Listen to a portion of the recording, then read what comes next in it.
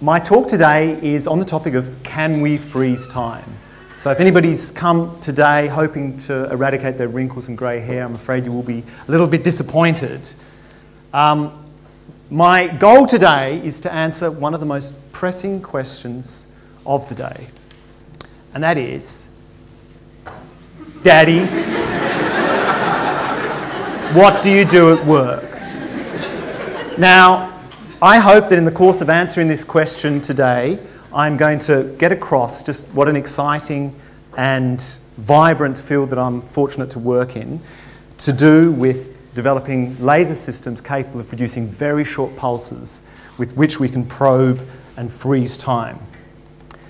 So I want to start with a point that's quite important, particularly in this era of technology where people have smartphones and so forth.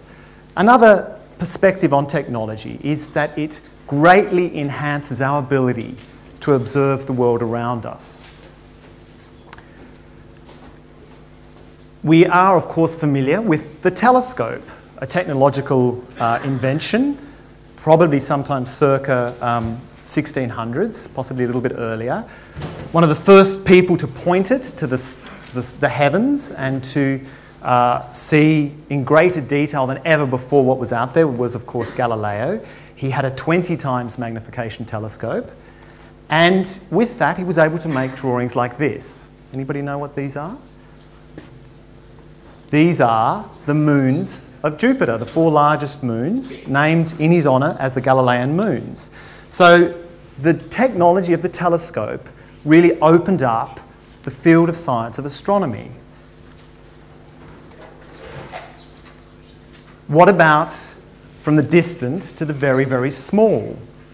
Leuwenhoek in the 1670s developed a microscope based on a very tiny little sphere of glass, and he kept that very secret as how he made that for a long time.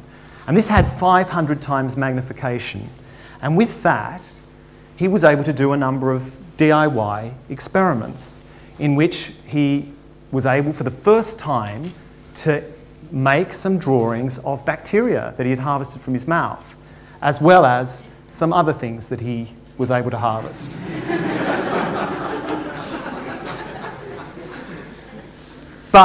So we've seen the distant and we've seen the tiny. What about observing objects that are moving very, very fast? Persistence of vision is an effect which means that we are unable with our naked eye to resolve anything that's changing faster than about 1/25th of a second, which is of course exploited by filmmakers and animators. So to get the ball rolling and to hopefully get across this idea of how we can freeze time and how we can get an insight in rapidly moving things, I would like to start my first demonstration. Now, I'm sure everybody has heard of the famous Oxford-Cambridge boat race. Have you heard, however, of the Oxford Imperial reaction ruler race?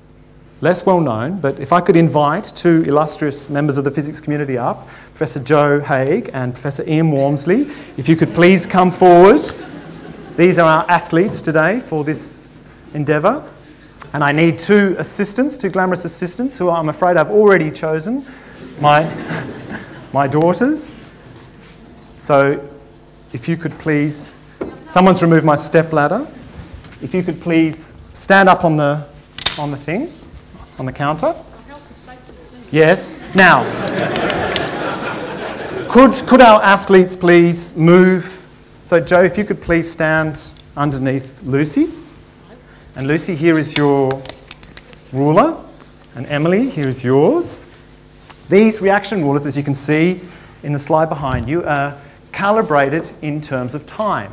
So they record the amount of time taken to drop freely under gravity. So what I'm going to get the Oxford and Imperial representatives to do is to look forward and to hold their hand out, right hand or left hand, depending which you want to do. And I want a separation of about 10 centimetres.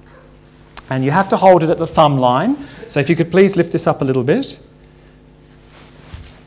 If we could lift that up a bit. And I'm going to go behind here and I'm going to give a signal to my glamorous assistants who are going to look over their shoulder, but the competitors have to keep looking forward, please. No cheating. Can I ask a question? Yes. Is this an Australian drinking game? Yes, it is. It is. Just minus the drinks.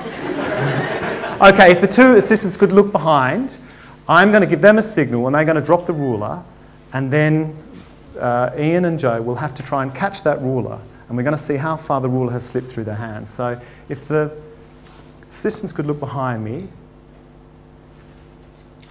Right. Now, keep your hand there, hold your hand there. So, now, I think we have to take the top of the hand, and that I work out as 150, 67, that's 180 milliseconds. Thank you. And this is 270 milliseconds, so I think we have a win for Imperial.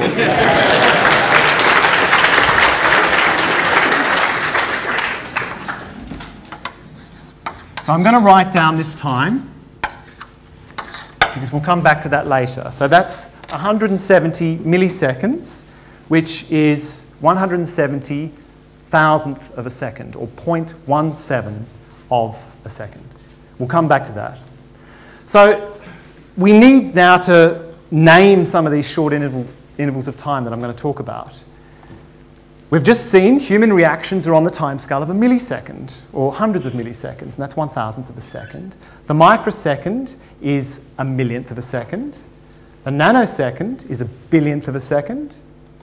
The picosecond is a 1,000 billionth of a second.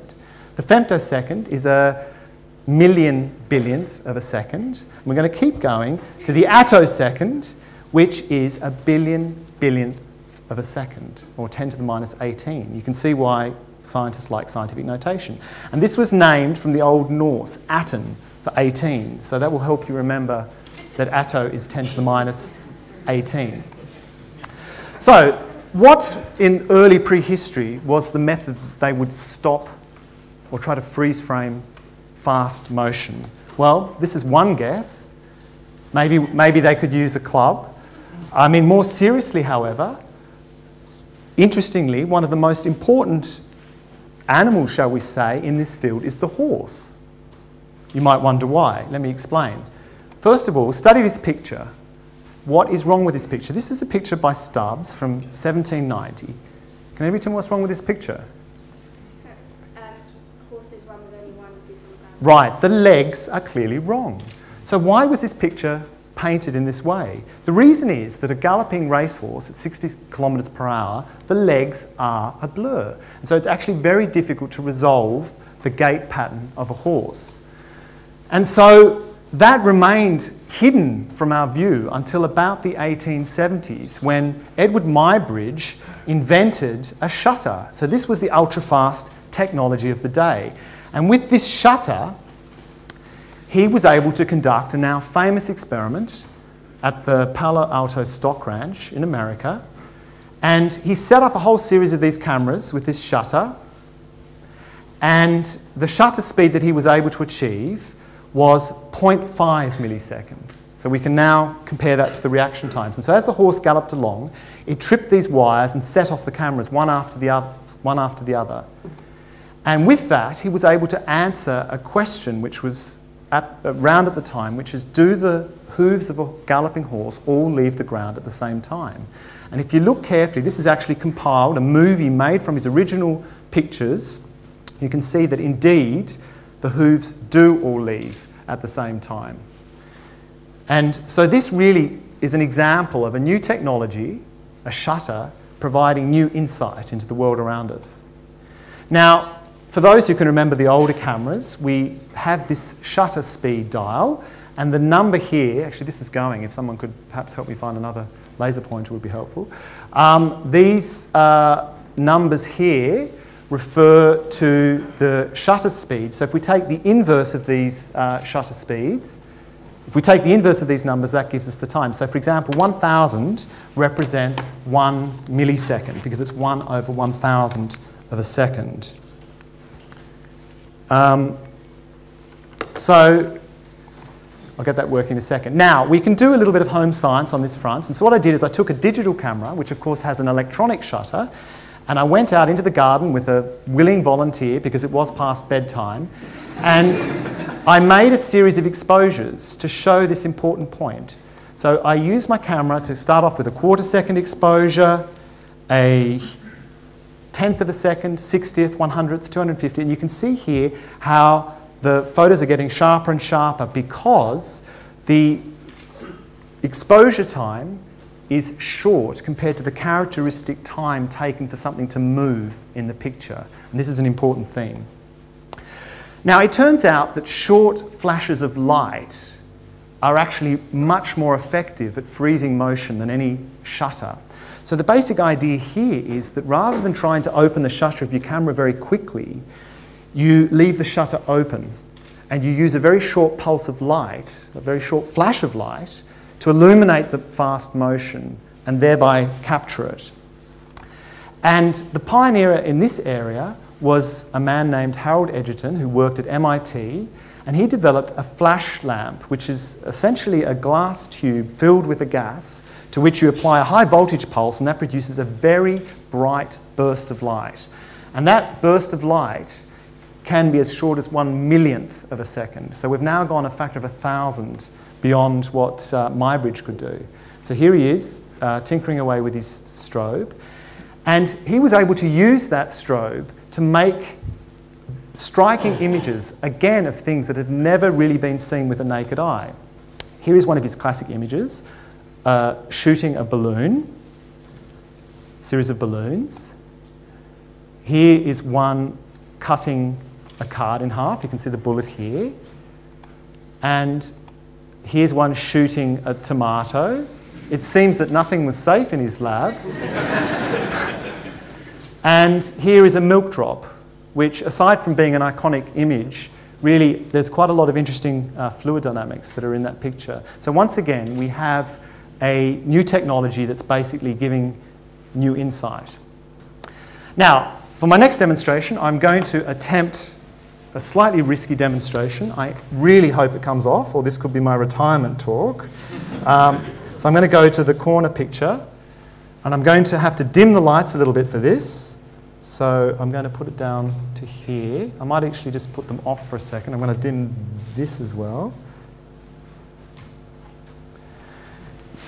And put a little bit of screen lights on just for a minute. And then I'll switch those off. So what I have here is a water fountain, actually using a standard garden water feature pump, which I'm going to get running. I have a pile of encyclopedias that no one uses anymore because of Wikipedia. I have a strobe light, very similar to the one that Edgerton would have used, and I'm now going to position that carefully so it doesn't fall off.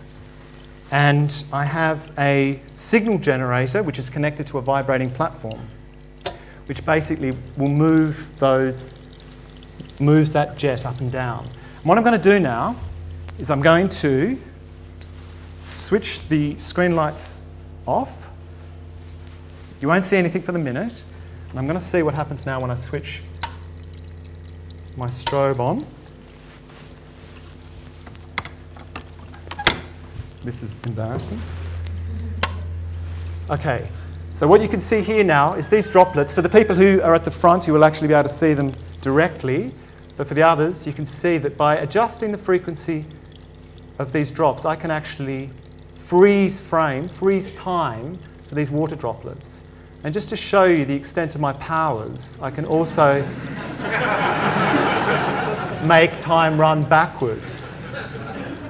So quite a striking display. So this is using 1/1,000,000th of a second duration pulses. So I'll switch that off now while I'm ahead. You can clap at that point. That's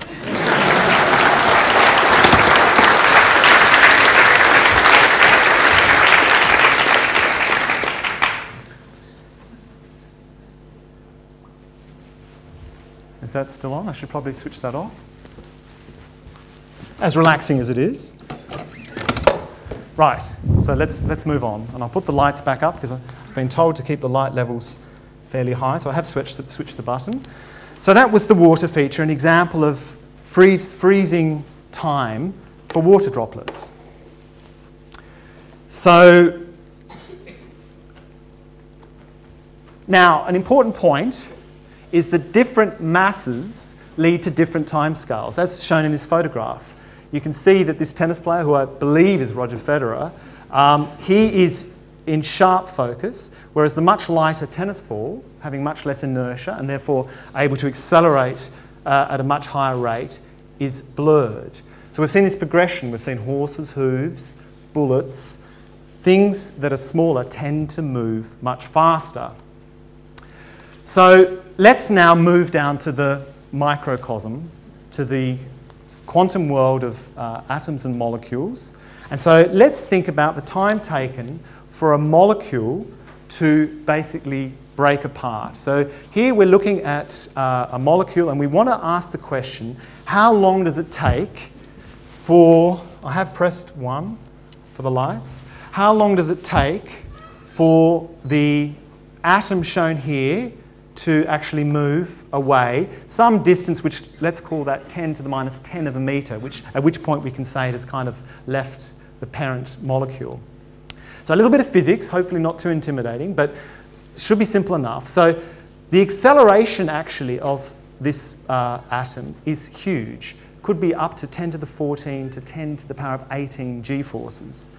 And if you just do a bit of elementary kinematics, you can see that the time taken for something accelerating at that rate to travel 10 to the minus 10 of a metre is of the order of 1,000 to 10 femtoseconds. So remember, femto, 10 to the minus 15 of a second.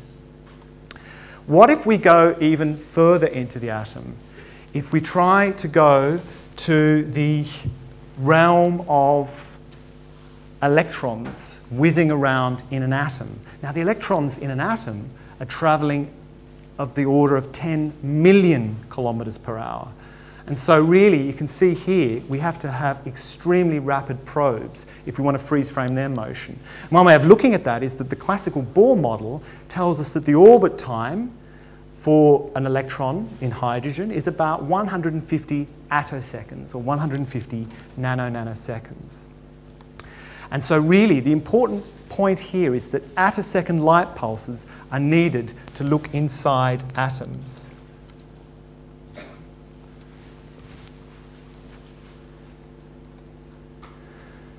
So what use is attosecond science? I thought I should get this slide up at the start so that I catch you while you're still awake. Attosecond science really helps us to understand matter at a very fundamental level, because we're able, for the first time really, to look at the electrons. You can press the buttons, same as me. Better than me.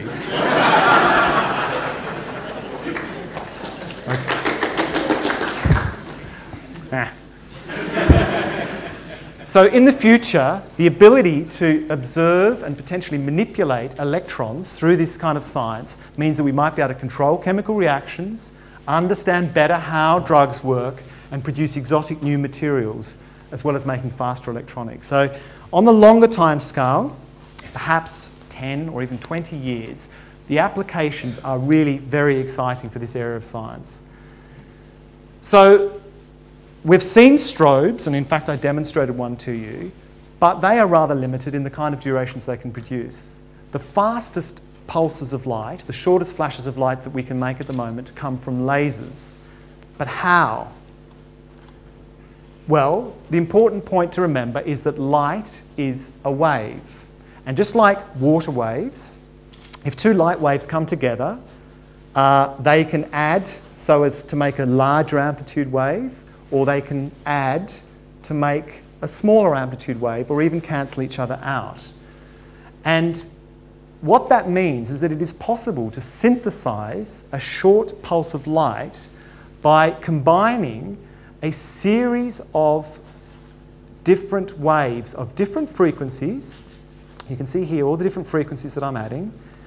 And that synthesis can, under carefully controlled conditions in terms of the synchronization of these waves, produce an extremely short burst of light, where here the waves have added in such a way as to cancel each other out, where there's no wiggling, and in the middle they've added so as to increase the amplitude. And the duration of this burst of light is given by 1 over the range of the different frequencies that you can bring together into that synthesis. So in essence, the more colours you have, the shorter the flash of light could be. That's the important take-home message here. Now, in a laser, we have, of course, light waves. And so here is a laser. We have a gain material and 2 end mirrors. And it turns out that the waves inside a laser are very much like the waves that you would see on a stretched elastic string, in the sense that there are certain allowed waveforms which can exist in that laser cavity, but now in light. And for the laser to work, in other words, for it to be able to produce light output at these different so-called modes, depends on this gain material. And one of the revolutions in my field is the development of a material known as titanium sapphire, which is essentially sapphire, synthetically produced, doped with titanium to make this pinkish looking stone. Now this would be a great engagement ring this side, but these are synthetically produced crystals. Now titanium sapphire has the amazing ability to amplify a very large range of these different waves in such a way that, given some very clever optical design here, a titanium sapphire laser can produce a train of very short pulses coming out of it. So this is perhaps a little bit different to the conventional laser that you may think of, like this laser pointer, which produces a continuous beam. This is pulsed emission, a whole series of pulses. Now, femtosecond lasers, so we're talking about 10 to the minus 15 second lasers, have really created quite a revolution in science, because they enabled, in the 80s and 90s particularly, scientists for the first time to look at some of the molecular motions that I talked about. Remember, I went through the calculations to show that the molecules are kind of breaking apart on the timescale of tens to thousands of femtoseconds. So if you have a flash of light of comparable duration or shorter, you're able to begin to resolve those kind of dynamics. And so the way that's done is in something known as pump probe, which is a technique that is still a real workhorse in ultrafast. The idea is that you split the laser into 2 beams. One's called the pump, the other's called the probe. The pump induces some kind of dynamics in the sample. And then the probe, the blue pulse here, comes along at some very carefully controlled delay thereafter, and it probes those dynamics. Now, we've moved away from the idea of making an image. We're not taking photographs anymore. We're looking at some signal from the sample from which we can infer the dynamics. And in particular, one of the ones that was used for making molecular movies was fluorescence. And using that technique, it was possible for the first time to see a molecule breaking apart. And so this is the ICN molecule. I don't know whether it has a common name. I'm not aware of it. So this is, the star indicates that it's in an excited state. And over the period of about 100 femtoseconds, you can see that the experiment showed that the molecule, basically the I and the CN group, move apart. And for this work, a Nobel Prize was awarded to Ahmed Zewail in 1999. It was in chemistry, but that's better than nothing, I guess. And so really you can see that it's had a huge impact into science, the development of femtosecond lasers. Okay, so let me move on to the second act of what I wanted to say. And I wanted to move now to a description of the kind of things that we are doing here at Imperial with this kind of technology. So we started this project some years ago with an empty laboratory. And this is, in some ways, an intimidating and daunting prospect, but also a great opportunity to build up really world-class facilities. And thanks to some refurbishment projects within the college, we ended up eventually with rather nice lab space. And so here you can see an empty lab. Of course, empty labs, like vacuums, are abhorred by nature, and so they are soon filled. And here is a picture of some of the lasers that I basically bought to put into this empty laboratory. This laser in particular cost about as much as my house, which obviously gets one thinking in times of hardship. This is another bit of equipment that I will explain in more detail later. So you'll see here actually this beautiful green light that's in this image is actually not the laser light that we're using in our experiments. It's actually the light that is required to excite or pump the titanium sapphire that I mentioned earlier. So it's an unusual laser in the sense that it needs to be pumped by another laser. So these green lasers are that pump light. Now, we also need equipment in a laboratory, not just the lasers. So this is a picture of the beam line that we put together over a number of years. And I'll give you a list of some of the people who have worked hard on this, but were rewarded with PhDs, so I think that's a fair deal. And what you can see here is a series of vacuum chambers, because the light that we are generating, and I'll say more about this later, has to be contained in a vacuum because it's absorbed in the air, and loads of other equipment that we use. So this, if you like, is our little mini CERN, in which we do experiments to really try and probe dynamics that are unfolding on this attosecond timescale. And is there anybody from EPSRC here today? Okay, so I can skip the bit about the funding.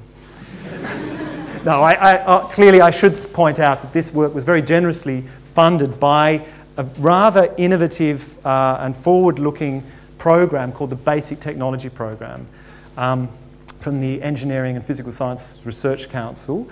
And the idea behind this program was to encourage people to develop technology. Presumably they would have funded Galileo in the past. The idea being that they wanted to fund technology with the view that later on that technology could then become a platform for doing really exciting science. And I'll say a little bit more about how the work has progressed. So I wanted to say a few words now about how we make these very short laser pulses. I've explained to you in broad brush detail how a laser can produce short pulses, but I want to tell you now how we produce world record short pulses. And the way we do that is we start with pulses coming out of that laser that I showed you that costs as much as my house. These are about 30 femtoseconds in duration. Now, we need them to be much shorter than that. Ideally, we want to reduce their duration by about a factor of 10. And the way we do that is we send them down a long, hollow glass tube, which looks a little bit like a big piece of spaghetti, but hollow. Well, I guess some spaghetti is hollow. And inside that glass tube, we put some gas. And we're coming in, it needs to be noted, with a very high intensity, sufficiently high that we induce a process known as self-phase modulation. In essence, what happens is that the pulse travelling through this long region, which is about 1 metre long, gets broadened and picks up a load of colours. And if you remember from the earlier slide, we saw that the duration of the pulse is inversely proportional to the range of colours. So we have a lot of colours here, so we have really now the opportunity to make a short pulse. And so here's a picture of the fibre, the hollow core fibre as we call it. Now the problem is that those colours are now distributed over time. We need them to be very precisely synchronised so that this synthesis idea that we saw before can work. And to do that, we use a special type of mirror known as a chirped mirror, which effectively reflects the different colour components of this pulse at different depths into that mirror. And the end result is a pulse of 3.5 femtoseconds in duration. And the other amazing thing about this pulse is its power. Its peak power is 100 gigawatts, which is actually twice the UK national grid. But Joe, don't worry about the power bill for the department. This is peak power. The average power in our beam is only of order of watt. And I should also point out that this is about 80 times more than Doc Martin's 1.21 gigawatts. So this really is the ultra-fast technology of 2011. So this is in the lab in the basement of this building. It is a high power, so-called fewcycle pulse. It's called a fewcycle pulse because the pulses of light coming out of this only contain a few oscillations of the wave. Really rather unique optical entities. The wavelength is 800 nanometers, so in the near infrared. The pulse duration, 3.5 femtoseconds, and it produces 1,000 of those pulses a second. And you can see here, this is the long capillary that I mentioned before, in which we are spectrally broadening the pulse, and that leads to almost like a white light generation, which is really quite remarkable to see. And so now I want to show you a little movie. Have we got any health and safety people in? Okay, I think Ian Gillett may have left. Fine, good, I can proceed with the movie. Oh, he's keeping quiet. Okay, so what we did here is very carefully, we took a prism and we dispersed the 100 gigawatts of laser power coming out of this hollow fibre source, and we sent it onto the wall of the laboratory. Now, for people who are not familiar with lasers, the impact of this may not be entirely clear, but just let me remind you, this is incredibly high power, coherent laser light, and this is what we saw. So it takes a little while. So this is now, we're gradually putting more gas into that hollow fibre. And you can see here, this is the start of the spectrum. So this is just the near infrared bit. And then that's what happens as we increase the pressure inside this tube. We suddenly produce this extremely broad range of colours, which are absolutely essential for the synthesis of this very short pulse. And in fact, this spectrum spans all the way from the blue to the near infrared part of the spectrum. So it's essentially a white light laser, which is really a remarkable thing. And it turns out that this source, it is absolutely perfect for studying a very unusual thing, which is a purple bacterium, which lives at the bottom of stagnant ponds, such that the sunlight filters through to them, and the colours that are filtered out end up leaving a spectrum which is very similar to our laser spectrum. And these purple bacteria are capable of undergoing photosynthesis. And because of the high power of this source, a collaborator, Ian Mercer, who's here today, was able to develop a very clever technique to understand in more detail how that photosynthesis process is going on in these bacteria. And this, of course, was a nice result, because if you have any mention of photosynthesis in your work and you get it into physical review letters, you tend to pick up a lot of publicity. And this was reported on the BBC News website. Now, we also can hold, we believe, we're not quite sure, we think we hold the world record for the shortest characterised pulse. Because as you can imagine, it's very difficult to measure these pulses. So it's one thing to say you have one, and it's another thing to actually measure it. So these plots are a little bit busy, I would appreciate, particularly for the non-specialists, but just concentrate on this one. This is a plot showing the time in femtoseconds, and this curve here is the pulse that we're producing, and its duration, as measured at its half height point, is 3.5 femtoseconds, which is the shortest laser pulse that's been characterised and produced in the world. And in fact, one of the guys in my team recently actually was wondering whether we should try and get that into the Guinness Book of Records. I told him I hate Guinness, so I'm not sure whether that would quite work. But it's certainly something we could consider. Now, here's a curious aside. Taking a beam profile from the laser one day, a strange shape began to emerge. And this is what it was. So this is a genuine beam profile recorded in my laboratory, and I think this just proves that his influence is everywhere. Now, how can we break the femtosecond barrier and get even shorter into the next domain, attoseconds? How can we do that? And it turns out that the method to do that uses as its starting point this very intense fewcycle laser that I've just shown you. The way we do it is quite simple, conceptually.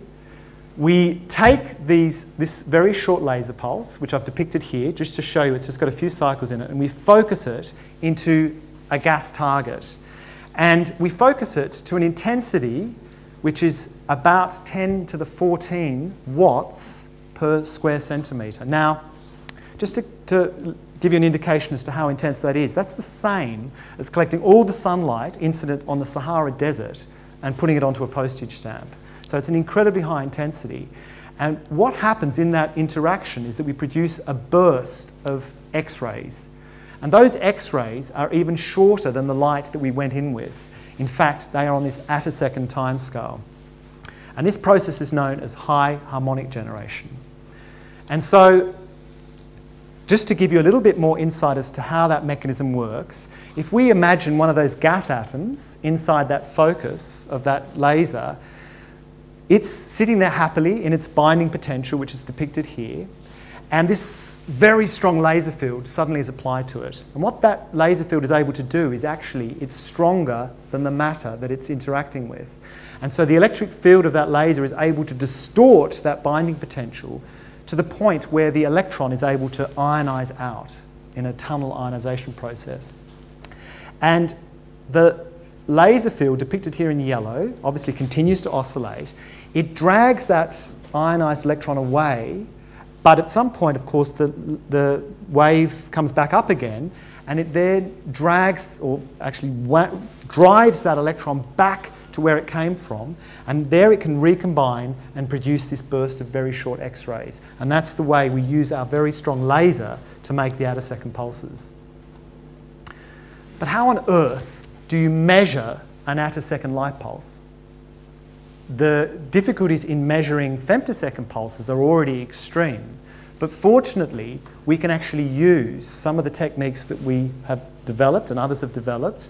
Most notably, Ian Wormsley here today has developed some of the important femtosecond characterization techniques and apply them to the attosecond domain. But of course, everything gets much more difficult because we're now in the X-ray region of the spectrum.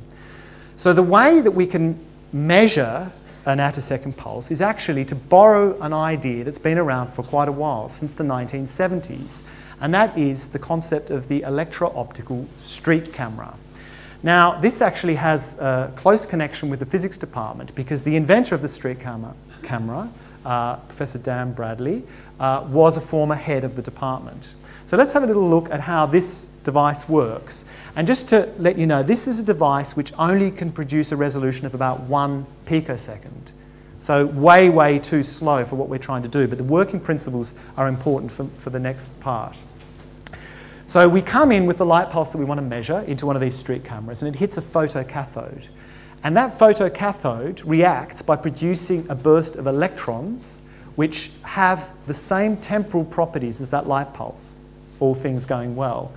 That electron pulse is now accelerated to a phosphor screen at the back where they make a little image. Now, if on their transit to that screen, a very fast voltage ramp is applied to some electrodes, then they will be streaked across that screen. And if you think it through, the duration of this pulse will be mapped into the length of this streak on the screen.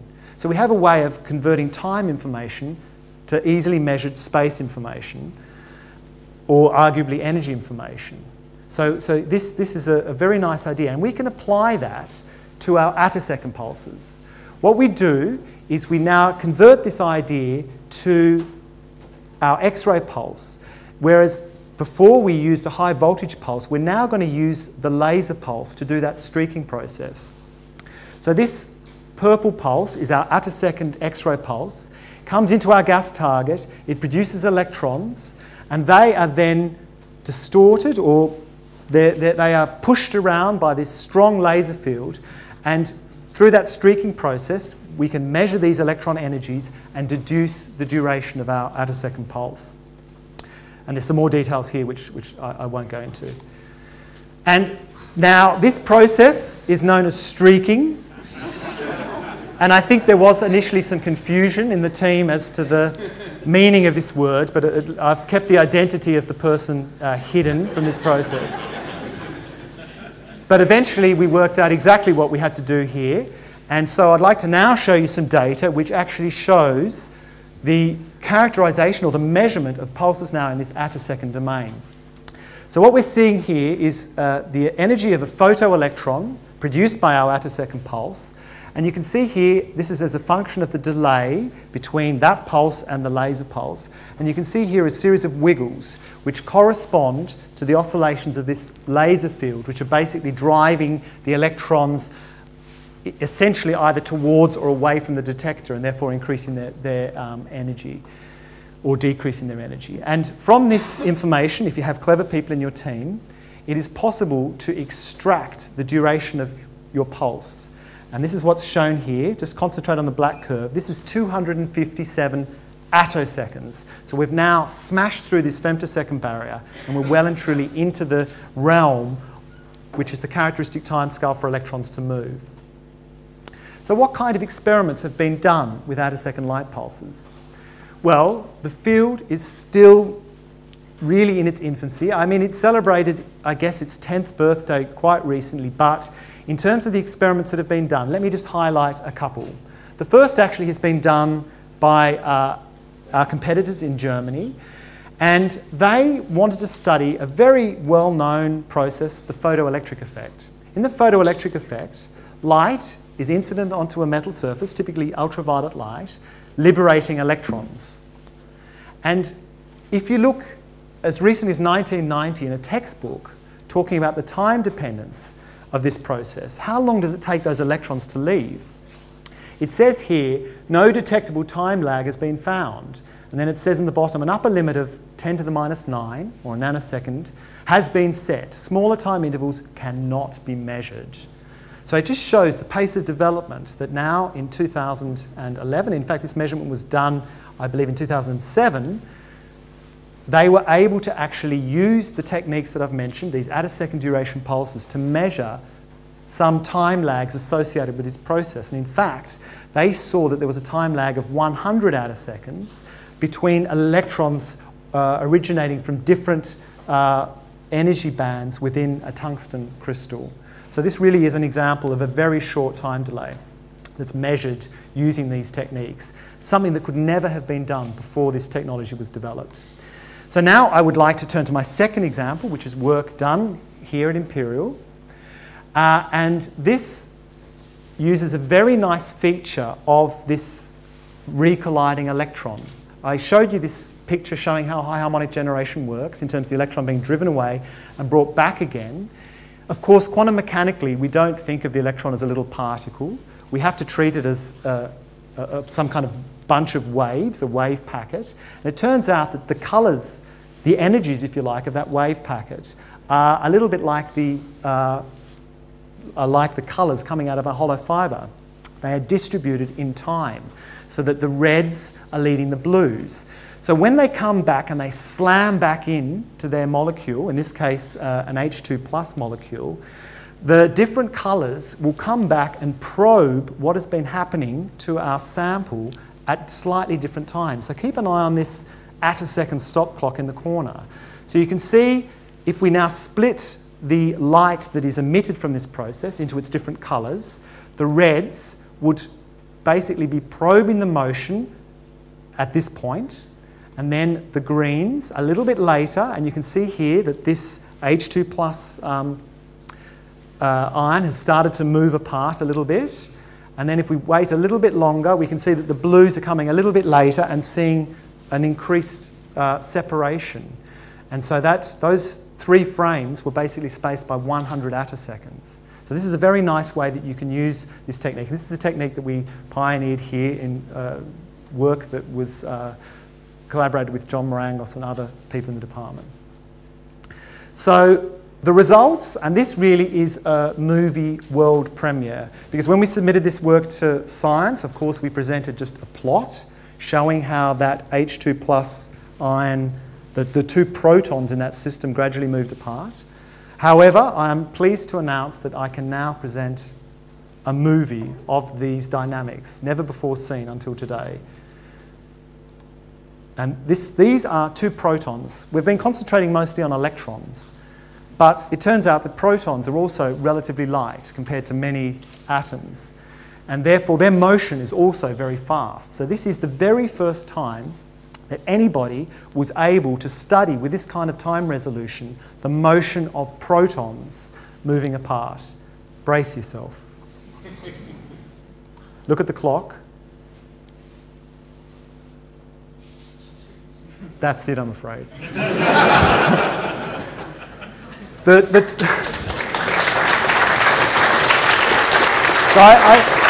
I think maybe we should see it just one more time. Now you'll notice that the film is rather short. It only lasts about 2 femtoseconds owing to the methodology that we used. However, it's a first. And if you ask what use is that, I would like to quote Faraday, what use is a baby? Okay, we've seen that again, so we'll move on. Now, it turns out that this actually was the fastest ever recording of this kind of motion. We applied it to larger molecules, such as methane, and noticed some very interesting structural changes occurring on a very fast time scale. And again, this was picked up, I guess, because of the world record nature by the BBC. So, the attosecond camera. This, in fact, is what it looks like. It's a lot of kit, very carefully aligned over many years. But, in essence, what we have is something which gives us this kind of time resolution. So it is really a remarkable feature. And I want to now, just to recap, I would like to take you on a journey through the different time scales that we have seen today. And I was racking my brain to think, how can I really show you these different time scales in a clear way, particularly for the younger members of the audience. And thankfully, Chris, one of my former students, gave me an inspiration. He said, why don't you use a zoom and make an analogy with spatial scales? So what I have done is I have basically thought, how far does light travel in the different periods of time that we've been looking at? We know that light is very fast. And so if we can now say, well, how long does it take for light to travel in these time intervals? I think that all gives us a little bit of a feel as to how short they are. Now, we began with Muybridge's exposure time of 0.5 millisecond. Light in that time would travel the distance from London to Bristol, 150 kilometres. Let's move now to 1 microsecond. That was Egerton's strobe duration. That is 300 metres, about the size of the QE2. Now we're going to start zooming in. We're not going to see another light pulse for a while. So that's a pin. And we're going to zoom in on the pin. And there is a hair on the pin. So we're now at the 2 millimetre scale. There's a dust mite. Here now we've seen the 200 micron scale. That's a pollen. So now we're at the 20 micron scale. That's a lymphocyte. That's a red blood cell. We're going to keep zooming in. That's yeast. That's E. coli, that baked bean shape. Now we're at the 1 micron scale, or 1 micrometre scale. And this bar, 1 micron is the distance that light would travel in our fewcycle 3.5 femtosecond light pulse. So we'll keep going on, we'll keep zooming. This is Staphylococcus, so a nice little collection of things here. It gets worse. This is the Ebola virus. We're now at 200 nanometre scale. We'll keep zooming in. This is rhinovirus, or the cold virus. And we're now down at the 75 nanometre scale. And 75 nanometres is the distance that light would travel in 250 attoseconds, which is the duration of our attosecond pulse. So you can see, I hope, through this connection with spatial scales, just how tiny a unit of time this actually is. I wanted to finish with just a few other comments about some things that I'm particularly proud of.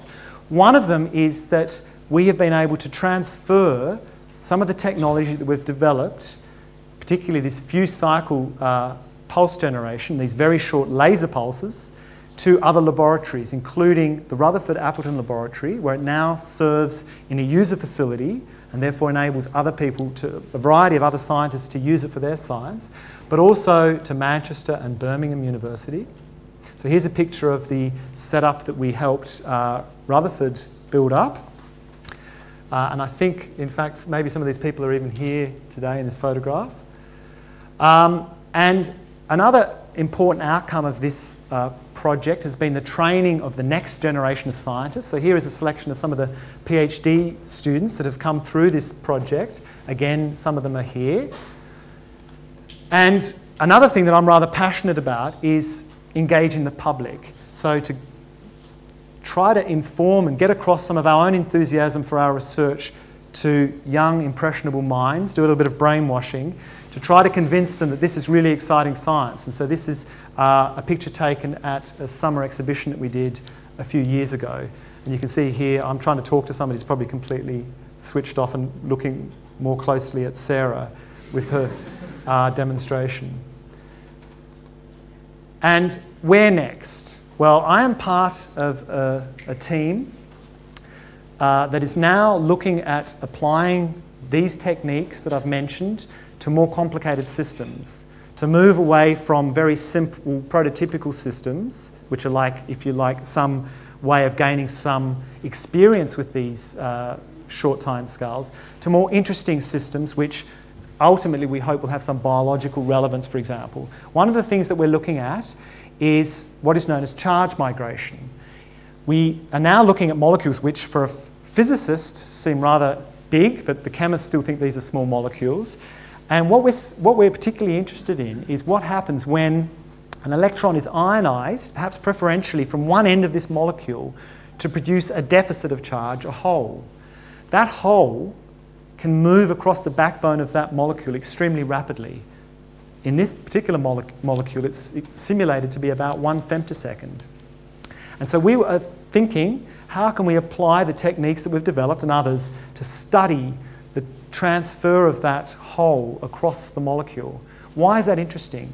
For a number of reasons. This kind of process is one of the first steps in light harvesting, be that natural photosynthesis or in man-made attempts to harness solar power. It's also one of the first steps in radiation damage, where ionizing radiation can come in and actually damage a molecule. So what is the grand challenge? From my perspective, the grand challenge is to move from the role of the cameraman, here's our rather unhappy atom subject, to the role of the director, with the view that we may be able to use these techniques to actually steer the electrons and therefore to control chemistry at a very, very fundamental level. So can we really freeze time? Well, I'm afraid to disappoint you, no we can't, but we are developing the techniques to freeze frame some of the fastest motions that have ever been observed, and it's shedding really exciting new insight into those dynamics, potentially with really important applications. And although we can't freeze time, we can certainly have a lot of fun trying.